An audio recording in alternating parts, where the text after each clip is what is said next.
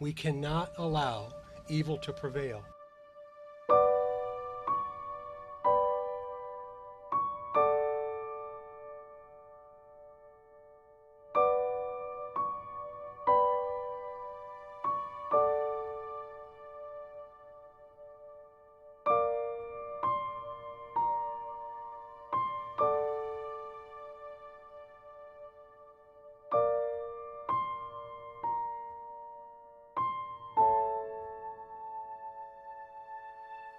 The Bible tells us that angels act as ministers of God's will, watchers who are ever vigilant. Angels are soldiers in God's heavenly host or army, interpreters to men of God's messages. Demons are fallen angels who joined Satan in his rebellion against God and were defeated and cast out of heaven along with Satan. Demons, or evil spirits, are members of God's heavenly host, but who have chosen to rebel against his will. Good evening, my friends. Welcome back. Thank you for joining me for another episode of True Crime Jesus. At approximately 12:15 p.m. on February 14th, 2017, the bodies of Abigail Williams, age 13, and Liberty German, age 14, both of Delphi, Indiana, were found in a wooded area near the Delphi Historic Trail, east of Delphi in Carroll County. On May 7th, 2017, more than 100 people participated in an afternoon memorial, which was followed by a community hike on the trails, the last place Abby and Libby hiked before they were abducted and subsequently killed.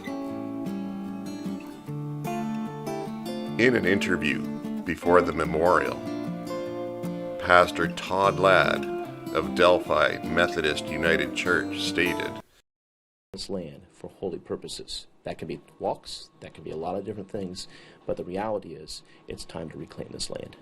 In our Religious Overtones episode, we examined the role of Pastor Ladd of Delphi Methodist United Church, Pastor Klaus, and Youth Pastor Micah.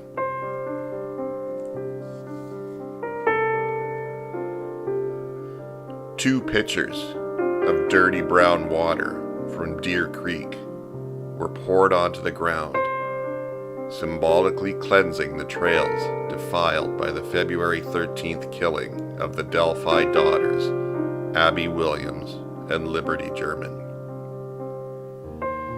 My friends, it might as well have been an exorcism.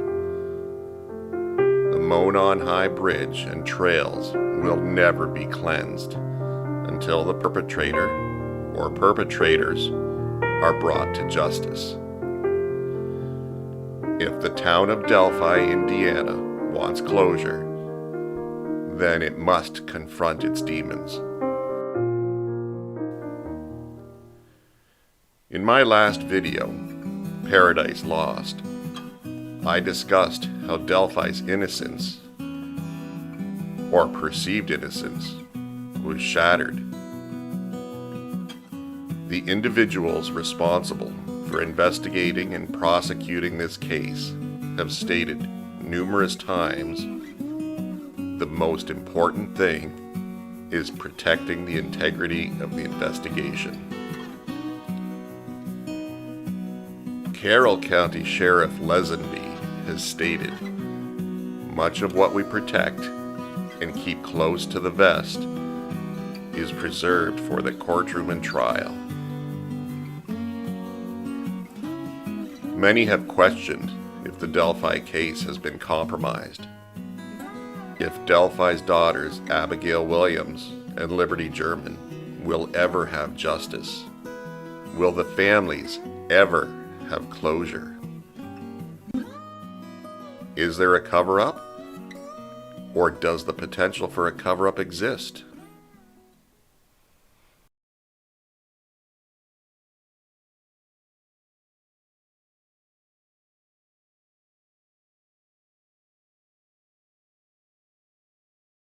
My friends, let's explore a few peculiar aspects of this case. Hypothetically, one would require the power to control or influence the individuals who are investigating. As early as November 2017, we witnessed Rob Ives, Carroll County Chief Prosecutor, announce his resignation. Ives cited a variety of private and personal reasons for resigning. Friends, why would Rob Ives, a seasoned veteran of the courtroom, suddenly resign when given the opportunity to prosecute the case of the century, the murders of Delphi's daughters, Abigail Williams and Liberty German? Is something more sinister at play here? Who would replace the experienced and well-respected Ives? A young and inexperienced Nick McClelland was installed as county prosecutor without the public's input.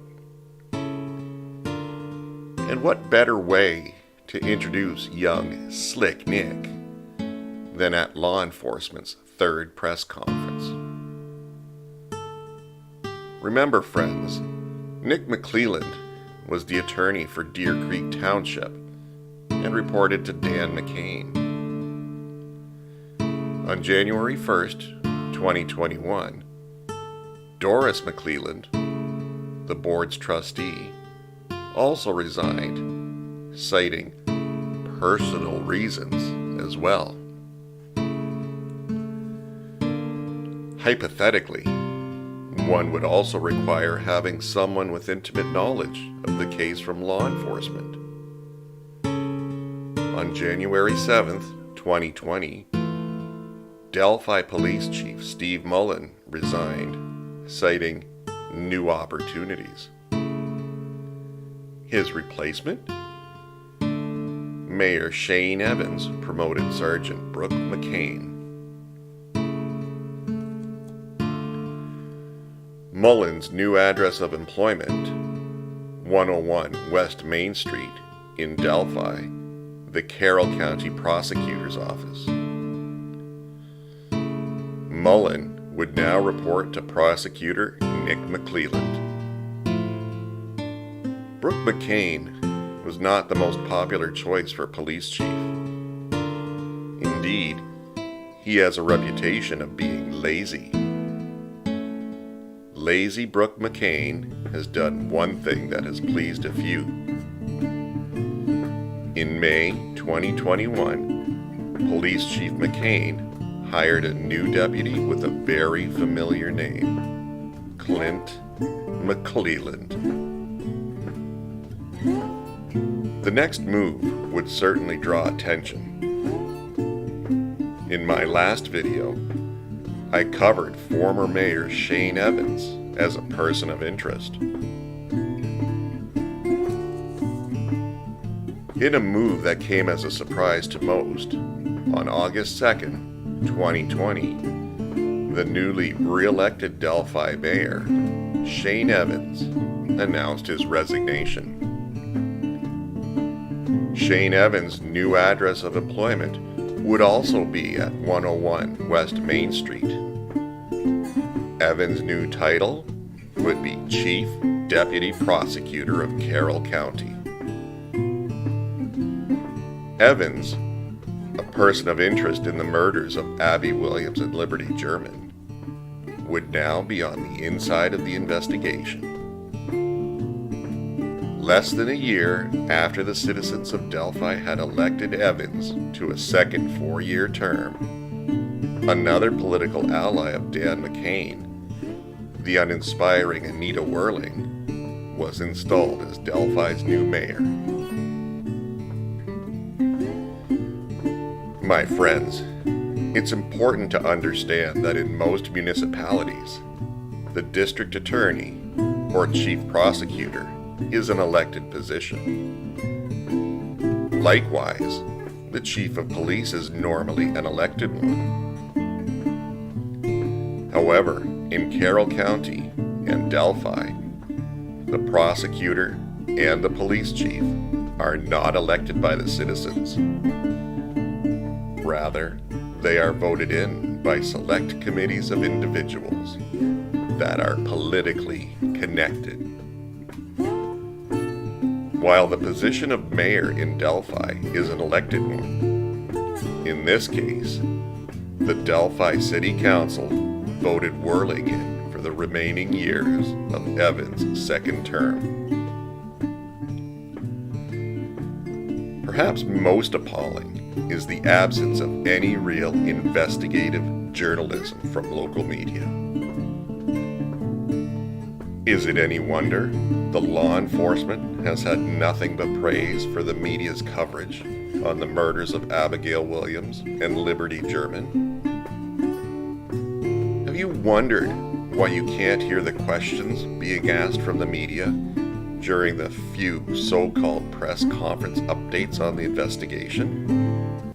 I'd be happy to take a few questions. However, as much of you know, there's no new information to report. Yeah, Mike. I know you just denied some of the rumors, but as you know, there's a lot of people, thousands of people spreading speculation, letting their imaginations run wild on social media. You have a global audience here, no doubt. A lot of them are watching you right now. What do you want to say specifically to people who are spreading unconfirmed? Is it to reduce or control the blowback law enforcement rightfully deserves?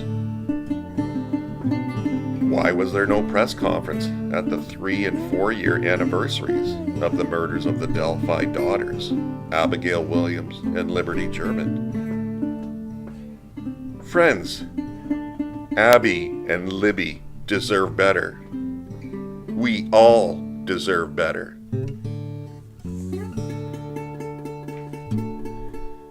In a February 2021 interview, Lesenby was asked, "Why did you and Prosecutor McClelland choose to do an interview with Headline News, yet the Indiana State Police said there would not be a press conference this year?"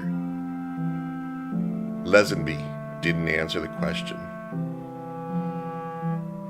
Prosecutor McClelland has publicly stated all release of information concerning the Delphi girls must go through him.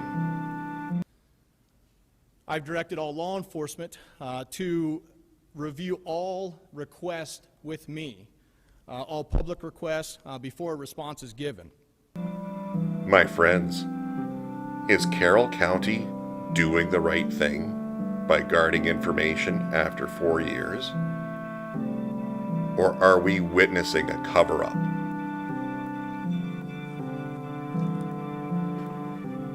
In 2017, Sheriff Lesenby stated he believes an arrest will happen and community members will likely be shocked at the identity of those arrested. The perpetrator will likely be someone who is fairly well known in the Delphi community. Directly to the killer, who may be in this room.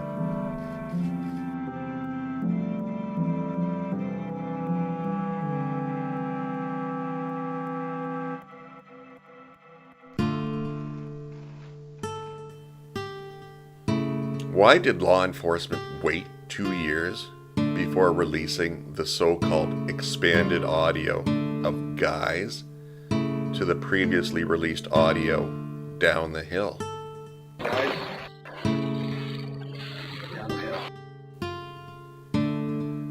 Until the audio was released, only the girls and bridge guy would have known what was said on the bridge.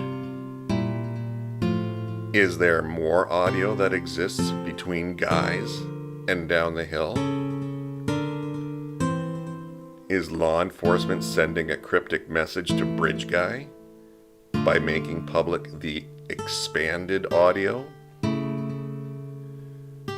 Why would law enforcement release 3 stills of Bridge Guy that give the appearance of him walking, but never getting any closer to the girls? Would we know the identity of Bridge Guy if we had the video of him actually walking, getting closer to Abby and Libby?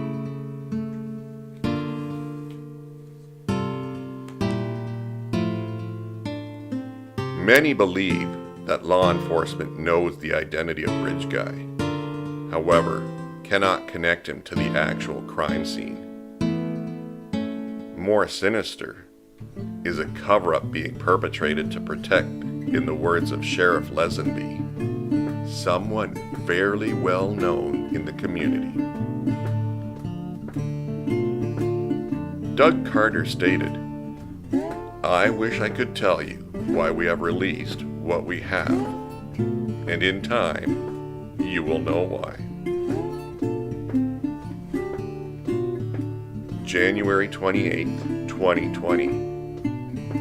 On the roadshow, did Superintendent Carter reveal an important clue when he stated, "Either one of these individuals or group or whatever that might be that was involved in this"?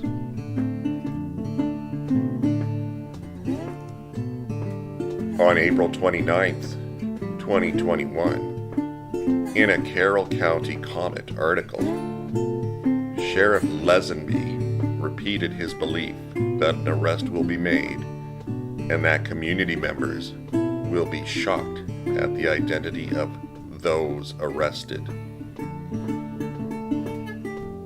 According to Lesenby, as sheriff, the utmost importance, in my opinion, is the integrity of the investigation.